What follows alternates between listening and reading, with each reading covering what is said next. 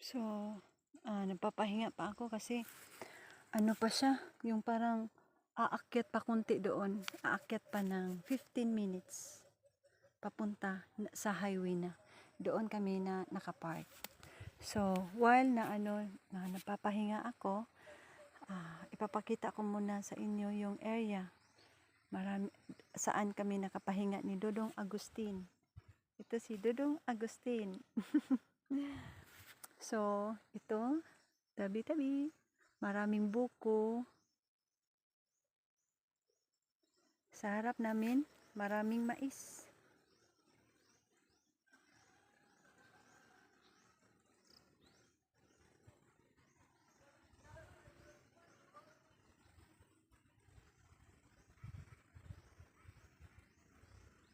Dong mauna na balaya dong, no? So, naririnig ko pala ang yung harap lang pala, bahay ni Igang.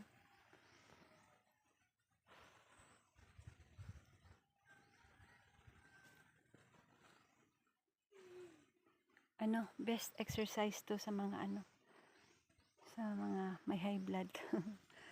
Pahinga-hinga muna, ganun.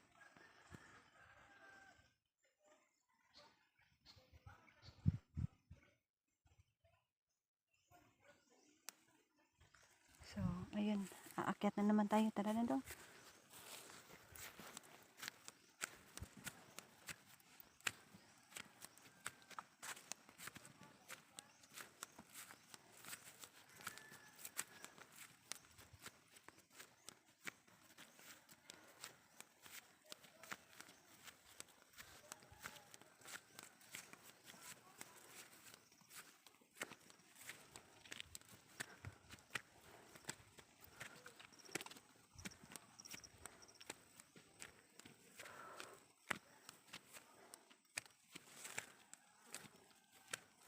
Pahinga na